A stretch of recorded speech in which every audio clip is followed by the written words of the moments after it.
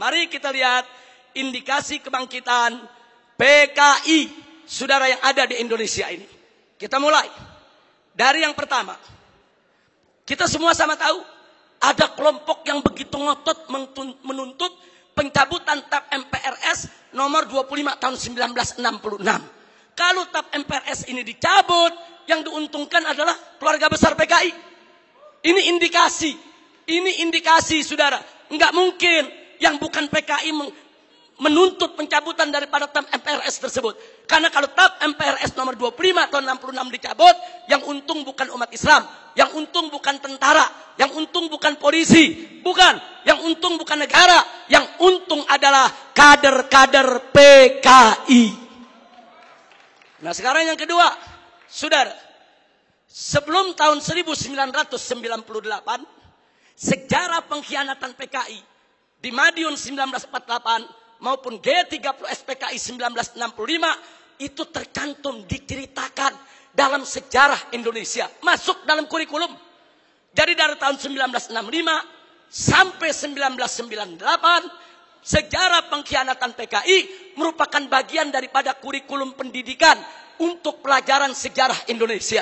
Tapi begitu masuk reformasi 98, saudara, pelajaran tentang pengkhianatan PKI baik di Madiun 1948 maupun G30S PKI 1965 dihapuskan dari kurikulum pendidikan. Saya bertanya-tanya, siapa ini manusia yang punya kekuatan bisa menghapus materi pengkhianatan PKI dari kurikulum? Ini bukan seorang biasa, saudara. Dia punya kekuatan politik, dia punya kekuatan ekonomi, dia punya kekuatan sosial. Kalau hanya rakyat jelata biasa, nggak mungkin dia bisa menghapus daripada pelajaran pengkhianatan PKI dari kurikulum pendidikan Indonesia, saudara. Dan dampaknya serius. Sejak tahun 98 sampai hari ini, saudara. Sampai hari ini, saudara, apa yang terjadi? Yuk, mari kita lihat, saudara. Anak-anak SD, SMP, SMA yang di tahun 98, saudara, baru mulai mencicipi sekolah, mereka nggak dapat lagi pelajaran tentang pengkhianatan PKI. Jadi dari tahun 98 sampai hari ini, generasi muda kita yang umurnya sekitar 25 sampai 27 tahun, mereka nggak tahu apa dan bagaimana PKI, saudara. Saudara, ini kurikulum ini penting. Kurikulum ini membentuk daripada ideologi bangsa. Kurikulum ini membentuk pemikiran filsafat bangsa. Kalau sudah dihapuskan dari kurikulum, jangan kaget kalau anak-anak muda kita saat ini umur 20-an, saudara, 25 atau 27 ke bawah, tidak ada yang tahu PKI. Bahkan mereka merasa bangga pakai kaos dengan gambar Palu Arit karena ketidaktahuan mereka, saudara. Sebelum tahun 98, saudara, televisi nasional khususnya TVRI setiap tanggal 30 September selalu memutar ulang film tentang pengkhianatan G30S PKI. Hingga dari Sabang sampai Merauke, dari gunung sampai ke lembah, orang di kampung-kampung nonton film tersebut, saudara. Mereka tahu betapa biadabnya PKI, betapa zalimnya PKI, betapa pengkhianatan yang dilakukan oleh PKI. Tapi sayang, sejuta sayang, setelah reformasi tahun 98, tidak ada satupun stasiun televisi sampai hari ini yang berani menayangkan kembali daripada film pengkhianatan G30S PKI, saudara. Ada apa? Siapa itu orang yang bisa nakut-nakuti televisi? Siapa itu orang yang bisa neken media televisi? Siapa itu orang yang menguasai media di kita punya negeri? Sampai media takut, nggak berani untuk menayangkan film itu kembali, saudara. Nah, ini fakta. Ini merupakan indikasi kebangkitan PKI yang tidak terbantahkan. Omong kosong kalau ada mengatakan PKI tidak akan bangkit. Omong kosong kalau ada mengatakan PKI akan bangkit atau PKI ini sudah final, tidak akan bangkit lagi. Omong kosong, saudara. PKI sedang bergerak. PKI akan bangkit kembali. PKI akan melibas kita semua kalau kita tidak merapatkan barisan dari sekarang, saudara. Dulu sebelum 98 ada Litsus, penelitian khusus bagi pejabat publik di Indonesia, saudara. Seseorang ingin jadi gubernur, ingin jadi kepala daerah, apalagi mau jadi menteri, saudara. Ada penelitian khusus. Siapa dia? Bagaimana ideologinya? Apa keterkaitannya dengan PKI, saudara? Kalau terbukti ada keterkaitan dengan PKI, apalagi mengusung ideologi PKI, tidak akan pernah dilantik oleh negara sebagai pejabat publik, saudara. Tapi semenjak tahun 1998, Litsus ditiadakan. Nah, kemudian baik yang kelima, saudara. putra-putri PKI keturunannya masuk ke partai-partai politik, masuk ke instansi lembaga-lembaga negara, saudara. Dan dari sanalah, saudara, mereka mempengaruhi kebijakan-kebijakan untuk keuntungan PKI. Baik, yang keenam, mari kita lihat lagi, saudara. Kita tidak boleh menutup mata. Sejak tahun 1998, begitu banyak buku-buku yang membela PKI.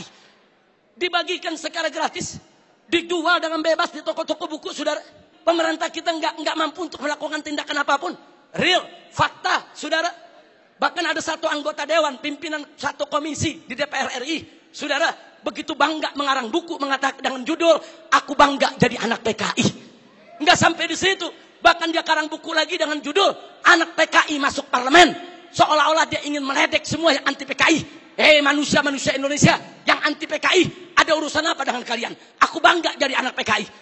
Bangsa Indonesia yang anti PKI, ada apa dengan kalian benci PKI? Ada apa musuh PKI? Aku anak PKI masuk parlemen dan aku bangga menjadi anak PKI. Inna lillahi wa inna ilaihi raji'un. Ini indikasi. Yang ngomong yang sebelah sana. Mari kita lihat yang nomor 7. Saudara, adanya usulan RUU KKR, Komisi Kebenaran dan Rekonsiliasi. Ini juga tidak lepas dari peran-peran untuk kepentingan PKI. Kemudian yang ke-8, bagaimana Komnas HAM, luar biasa, saudara. Berikut LSM liberal yang menjadi LSM komprador, saudara, yang bersuara untuk kepentingan asing. Juga mereka semua bersuara untuk membela PKI. Yang ke-9, maaf, saudara, ya, ada bantuan Cina kepada Indonesia, berikut kompensasinya. Saya tidak campur urusan ekonomi negeri ini, saudara. Tapi kalau sudah bantuan dari negara komunis Cina ke Indonesia dengan kompensasi tenaga kerja yang masuk Indonesia, wajib untuk diwaspadai, saudara. Nah, kemudian jangan lupa yang ke-10, saudara. Ada beberapa parpol, bukan satu, yang terang-terangan mengirim kader-kadernya ke Republik Rakyat Cina untuk ikut pendidikan politik. Mereka dididik oleh Partai Komunis Cina, saudara. Ada apa? Ya, itu hak partai tersebut. Itu hak pribadinya, saya tidak ikut campur. Tapi saya sebagai bangsa Indonesia punya hak untuk mewaspadai partai-partai yang menjalin kerjasama dengan Partai Komunis Cina, saudara. Yang ke-11, di mana-mana ada seminar, ada temu kangen, saudara. Di mana-mana ada temu kangen PKI, seminar PKI, saudara. Sementara, saudara, dari pihak aparat keamanan setengah hati untuk membubarkan mereka, saudara. Berapa kali di Taman Ismail Marzuki mereka menggelar acara, bikin kegiatan, saudara. Ada bentrokan dengan gerakan bela negara, dengan laskar-laskar FPI di beberapa tempat, saudara. Ada apa? Ada lagi anggota-anggota dewan yang merupakan kader PKI menggunakan kunjungan kerja mereka untuk membuka temu kangen kader PKI sebagaimana terjadi di Banyuwangi beberapa waktu yang lalu, saudara. Yang ke-12, pembentukan ormas Orsospol yang berafiliasi kepada PKI, pemutarbalikan sejarah PKI dan lambang PKI, saudara. Saat ini di kalangan selebritis KUH muda, dan maaf, sampai Menko Polhukam, maaf, harus saya sampaikan, saudara. Begitu kami protes adanya kaos-kaos berlogo PKI, Pak Menko mengatakan, saudara, tentara dan polisi tidak usah over, jangan berlebihan. Jangan kalau ada logo PKI dianggap PKI. Ini kan cuma tren anak muda. Logo PKI itu termasuk sosialisasi lambang PKI. Itu dilarang, saudara, oleh TAP MPRS nomor 25 tahun 66. Dilarang juga oleh Undang-Undang nomor 7 tahun 27 tahun 99. Dilarang juga oleh TAP MPR RI nomor 1 tahun 2003. Dan dilarang oleh KUHP pasal 107 A, B, C, dan D serta E, saudara. Nggak bisa. Kalau itu sudah masuk larangan, seorang Menko Polhukam tidak berhak melindungi logo Palu Arit hanya dengan alasan itu adalah tren kaula muda, saudara. Takbir, Allahu Akbar, merdeka.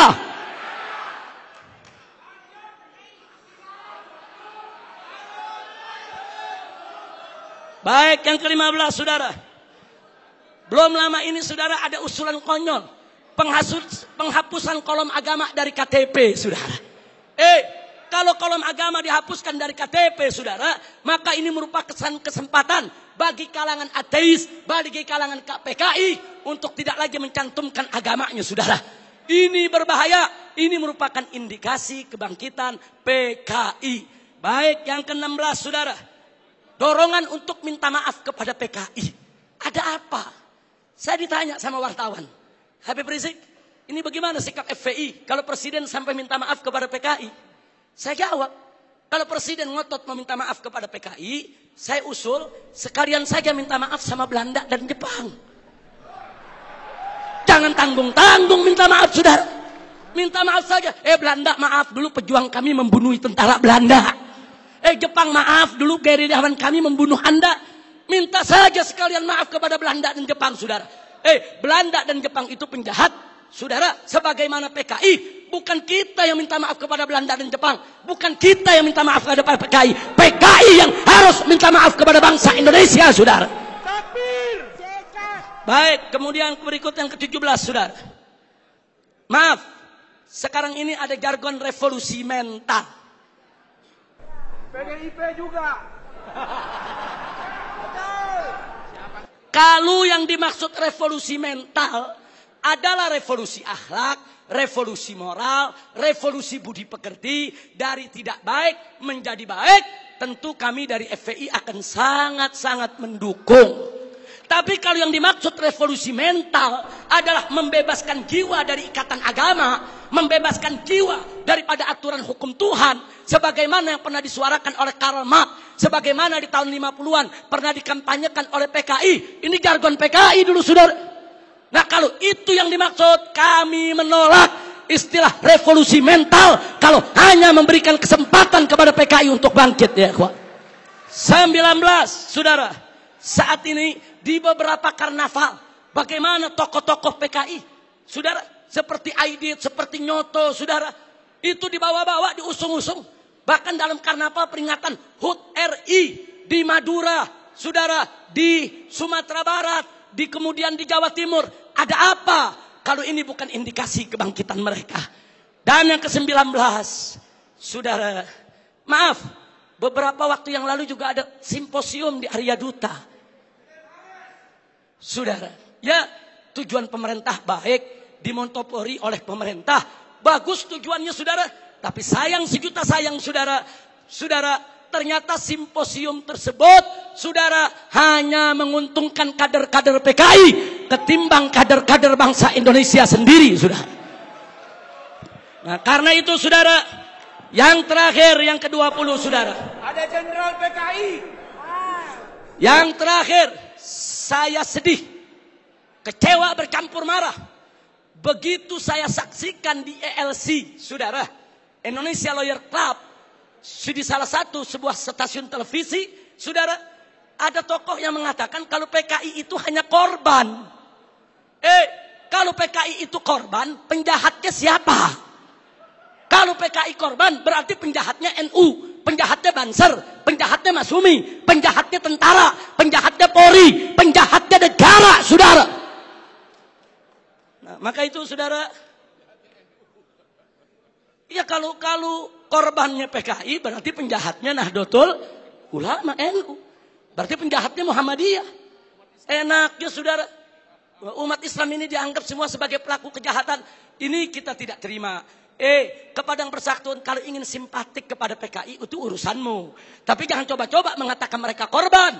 Itu akan menyinggung perasaan jutaan umat Islam di Indonesia. Baik, saudara. Saya di sini tidak mau sebentar karena waktu sudah sebentar. Implikasi saya lewatkan dulu. Usulan FPI untuk simposium ini. Ayo kita kembali kepada Pancasila dan Undang-Undang Dasar 1945 yang asli, yang dijiwai Piagam Jakarta sebagaimana amanat Dekret Presiden 5 Juli tahun 1959. Takbir! Merdeka! Yang kedua, tolak segala perbuatan dan pemahaman ideologi yang bertentangan dengan nilai luhur ketuhanan yang Maha Esa sebagai jiwa daripada Pancasila. apapun ideologi, pemahaman dan perbuatan yang bertentangan dengan nilai luhur ketuhanan yang Maha Esa harus kita tolak, saudara. Termasuk pemahaman PKI, komunisme, ateisme, kemudian Leninisme, Marxisme, termasuk segala kemunkaran dan kemaksiatan yang bisa mengundang kemurkaan Allah sehingga bisa terjadi yaitu malapetaka dan musibah di negeri kita. Yang ketiga, tegakkan dan laksanakan TAP MPRS nomor 25 tahun 66, Undang-Undang nomor 27 tahun 99, TAP MPRI nomor 1 tahun 2003 dan KUHP pasal 107A sampai E. Karena itu kita serukan TNI dan Polri jangan pernah ragu. Anda semua punya payung hukum untuk menindak, menutup, membubarkan setiap kegiatan PKI di seluruh wilayah NKRI ini, saudara. Kemudian yang keempat, ada 5 poin, saudara. Tolak formalisasi rekonsiliasi dengan PKI. Saudara, saya punya cerita. Di tahun yang lalu, 16 Agustus tahun 2015, kami Ormas Islam itu melakukan long march yang diikuti oleh ratusan ribu umat Islam dari Senayan, Sudirman, Tamrin sampai ke Istana. Kenapa kami gelar itu parade tauhid, saudara, dengan ratusan ribu umat Islam? Karena kami dengar dari sumber yang sangat terpercaya bahwa Presiden, saudara, berencana untuk memasukkan, saudara, item permohonan maaf kepada PKI di dalam pidato kenegaraannya. Kita melakukan demo-demo kecil dan puncaknya yaitu tanggal 16 Agustus 2015, saudara.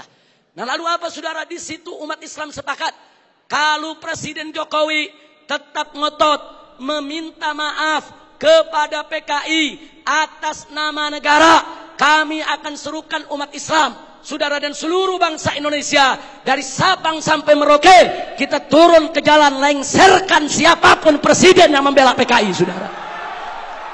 Takbir, merdeka. Nah, kenapa kami tolak formalisasi rekonsiliasi dengan PKI? Karena akan membuka luka lama sejarah dan bisa membuka pintu fitnah yang berbahaya. Yang ingin saya berbagi cerita, saya diundang oleh Menko Polhukam di rumahnya. Kami diajak dialog soal PKI. Saya tanyakan langsung kepada beliau, apa betul Presiden tetap akan minta maaf kepada PKI? Beliau saat itu memberikan jaminan, Habib, Presiden tidak akan minta maaf kepada PKI. Kalau sampai saya menyetujui itu, beliau tunjuk pengawalnya di sebelah Kopassus. Ini anak buah saya, Kopassus akan tembak kepala saya. Nah, terus saya tanya lagi, saudara, kepada beliau, baik, tapi saya dengar Anda dapat tugas khusus dari Presiden untuk mencari formulasi rekonsiliasi nasional berkaitan dengan PKI. Nah, beliau jawab, betul. Jadi beliau tidak menafi, saudara, betul. Saya dapat tugas bagaimana mencari formulasi rekonsiliasi kita dengan PKI. Baik, saya tanya, itu maksud rekonsiliasi itu apa, Pak? Tujuannya apa? Apa tujuannya? Oh, dikatakan supaya tidak ada dendam di antara kita, supaya kita hidup damai. Oh, kita tolak, saudara. Tidak perlu rekonsiliasi yang formal. Sebab, saudara, rekonsiliasi secara alami telah berjalan di tengah masyarakat antara PKI dengan bangsa Indonesia, saudara. Artinya hari ini seluruh kader-kader PKI, keturunan PKI sudah mendapatkan hak sosialnya, hak sipilnya, hak budayanya, hak politiknya, hak ekonominya. Mereka minta apa lagi?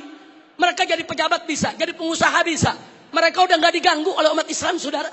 Itu rekonsiliasi alami, saudara. Tinggal kita minta kepada keturunan PKI tersebut, silakan kalian berkarya, silakan kalian ini berkarir, silakan kalian berjuang untuk bangsa ini. Tapi satu syarat, kami tidak akan ganggu kalian jadi pejabat, jadi bisnismen, jadi pengusaha. Tidak.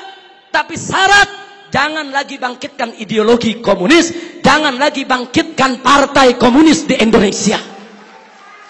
Nah, tapi sekarang mereka minta lebih. Mereka minta partai komunis dipulihkan kembali. Dan lebih kurangnya ajarnya lagi, saudara. Mereka minta negara minta maaf kepada mereka. Ini rekonsiliasi macam apa? Maka itu rekonsiliasi yang diformalisasi oleh pemerintah, saya khawatir ini akan membuka luka lama sejarah. Dan ini bisa membuka fitnah yang sangat berbahaya, saudara. Makanya tepat yang dikatakan oleh Kiai Haji Salahuddin Wahid, cucu daripada saudara pendiri Nahdlatul Ulama beberapa waktu yang lalu, kalau presiden pemerintah ini sampai minta maaf kepada PKI akan melukai seluruh perasaan daripada warga NU. Dan saudara, lebih telak lagi yang disampaikan oleh anggota Dewan Pertimbangan Presiden, yaitu Kiai Haji Hasim Muzadi. Beliau sampaikan langsung kepada Bapak Presiden, kalau Bapak minta maaf kepada PKI, bukan hanya NU yang terlukai, seluruh umat Islam bangsa ini akan terlukai. Ini bahaya, ini negeri udah damai, udah tenang. Kita nggak ribut-ribut lagi soal PKI, saudara. Kenapa mau dikorek-korek lagi luka lama, saudara? Nah, karena itu, saudara, kalau ada usulan bongkar itu kuburan massal yang isinya PKI, apa seluruh kuburan mau dibongkar? Kuburan kiai-kiai, santri-santri, saudara, umat Islam yang mereka sembelih, apa semua mau dibongkar? Apa semua juga mau dibangkitkan kembali, yaitu luka lama yang sudah ada? Ini pertimbangan tidak rasional, saudara. Karena itu kami dari FPI menolak formalisasi rekonsiliasi dengan alasan apapun, saudara. Tapi kami menerima kader-kader keturunan PKI saat ini dikembalikan hak sosialnya, hak ekonominya, hak politiknya, saudara. Kita terima, mereka bangsa kita, mereka saudara kita. Silakan hidup bersaudara berdampingan dengan kita, dan mereka harus tunduk kepada Pancasila. Jangan lagi menghidupkan daripada komunisme. Sebagai penutup yang kelima, saudara, saya ajak semua yang ada di sini untuk menyerukan jihad konstitusional secara nasional melawan semua gerakan komunis dan neolib untuk selamatkan keutuhan negara kesatuan Republik Indonesia, saudara. Takbir, Allahu Akbar, merdeka. Itu saja yang bisa saya sampaikan. Hadiahnya Allah wa iyyakum ila siratal mustaqim. Wassalamualaikum warahmatullahi wabarakatuh.